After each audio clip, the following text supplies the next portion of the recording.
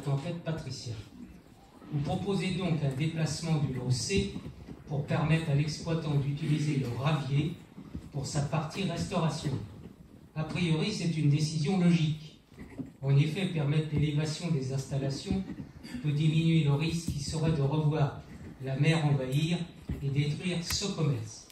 Néanmoins, nous sommes demandeurs de précisions concernant notamment le type des matériaux utilisés d'une part, et si ces derniers sont rapidement démontables en cas d'alerte et de risque potentiel de la montée des eaux. Si nous insistons sur ces points, c'est que nous ne pensons pas, comme vous l'écrivez, que ces événements climatiques comme les tempêtes successives Patricia, Céline et autres ont un caractère exceptionnel, ou tout au moins peut-être aujourd'hui, mais certainement pas et malheureusement demain.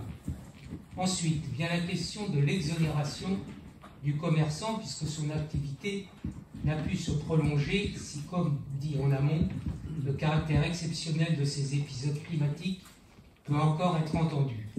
Il ne le sera plus demain. En conséquence, nous retenons le principe d'une exonération pour cette année, tout en demandant à ce que soit explicitement mentionné dans les prochains contrats de sous-concession. En aucune façon, la municipalité n'interviendra financièrement avec les deniers publics pour pallier aux difficultés d'une activité privée dont les risques sont connus en amont.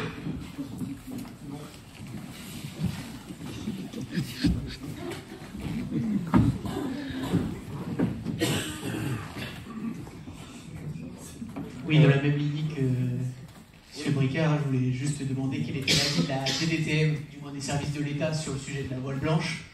Et pour le coup, je pense que M.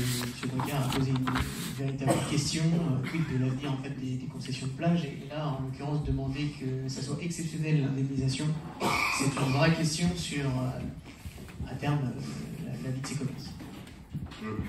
Alors, je vais répondre d'abord sur l'indemnisation, enfin l'exonération. C'est une question qu'on s'est posée, on en a longuement échangé entre nous. En fait, le choix a été fait de proposer l'exonération tout simplement parce que c'est la première fois qu'on est amené aussi à déposer un dossier de catastrophe naturelle. On considère que les éléments étaient suffisants pour déposer le dossier et donc aussi pour proposer l'exonération. Dans tous les autres cas, on ne vous propose jamais d'exonération. Dans ces cas-là, l'aléa, il est à la charge de l'exploitant. Là, c'est vraiment parce qu'on a considéré qu'il y avait des conditions climatiques assez exceptionnelles, bien qu'elles soient sans doute amenées à être plus régulières. On entend M. Bricard, mais on a considéré que c'était quand même exceptionnel et qu'on devait faire un effort aussi pour accompagner le gérant de l'établissement. Donc en synthèse, et indépendamment du vote favorable sur le budget 2024, on est d'accord avec vous. Et donc on veillera à ce qu'à l'avenir, ce type de risque soit à la charge de l'exploitant, qu'il n'y ait pas d'indemnisation envisageable de la part de la ville. Ceci dit, et je suis bien placé pour en parler parce que je n'étais pas né, la ville porte une petite part de responsabilité en ayant défini le site le précédent de la voile blanche. C'était le site le plus exposé de la plage et du Remblai. Et donc évidemment, ce qui pouvait arriver ou devait arriver arriva. Et donc c'est aussi ce qui explique notre mansuétude pour une fois. Mais à l'avenir, effectivement, je pense que l'aléa doit être supporté par l'exploitant et pas par la ville, qui est sous-concessionnaire, qui est concessionnaire.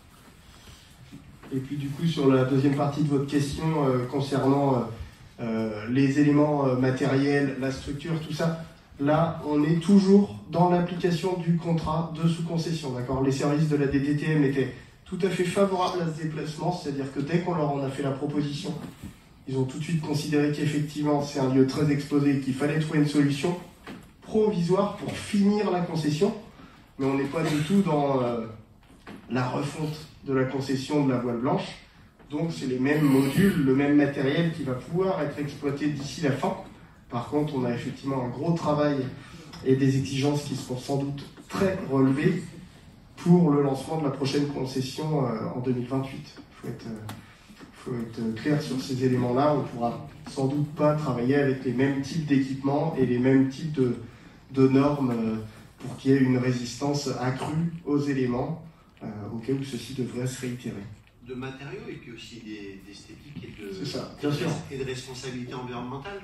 À ce sujet d'ailleurs, modestement, mais on a progressé sur Tanchette. Je pense que sur la grande plage, dans le futur traité de concession, on peut faire beaucoup mieux qu'aujourd'hui. Donc je pense qu'on progressera ensemble, on débattra ensemble du cahier des charges le moment venu. Je pense qu'il faudra le faire connaître assez longtemps à l'avance pour que les gens aient le temps de s'adapter et d'anticiper. C'est ça, le but c'est de faire suffisamment l'angle pour amortir les investissements supplémentaires qu'exigera le nouveau cahier des charges. Mais on en discutera tout ensemble. Est-ce qu'il y avait d'autres questions ou remarques? L'avis des services de l'État? Les services de la DTM étaient très favorables au déplacement. On leur a fait la proposition de l'emplacement et ils l'ont validé, je vais dire quasiment dans la foulée. Et le commerçant? Et le commerçant aussi, satisfait qu'on lui propose une solution, sans quoi de toute façon il ne souhaitait pas continuer. Voilà. S'il n'y a pas d'autres remarques, je vous propose de passer au vote. Y a-t-il des votes contre? Des abstentions? Je vous remercie.